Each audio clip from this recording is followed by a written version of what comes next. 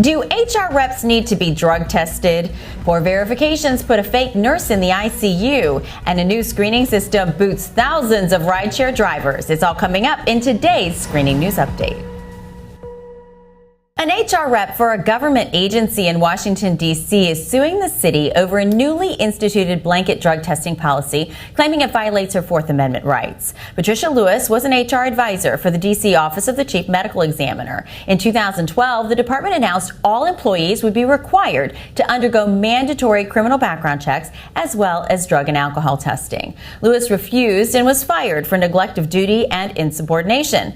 Her lawsuit claims she was fired for exercising her right to free speech. The court struck that down, but is still considering whether her job as an HR rep is high risk enough to require a drug and alcohol test. That question might be answered by a jury.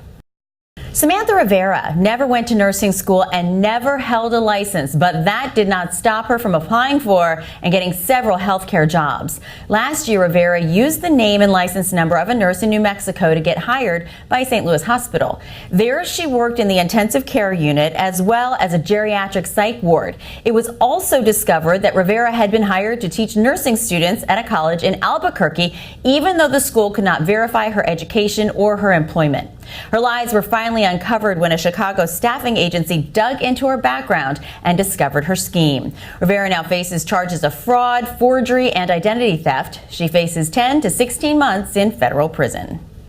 The state of Maryland instituted a new screening framework last year to double-check the background checks of those wanting to drive for rideshare companies. In the first 6 months of the program, 4,000 of the 74,000 drivers who were rescreened were banned from driving because the new screen turned something up on their records. The drivers were dismissed for their driving or criminal history, for having too little driving experience, or for holding a temporary license. That's all for today. Be sure to join us every week for more news, and be sure to check out EBIinc.com for more screening information. I'm Jennifer Gladstone. See you next time.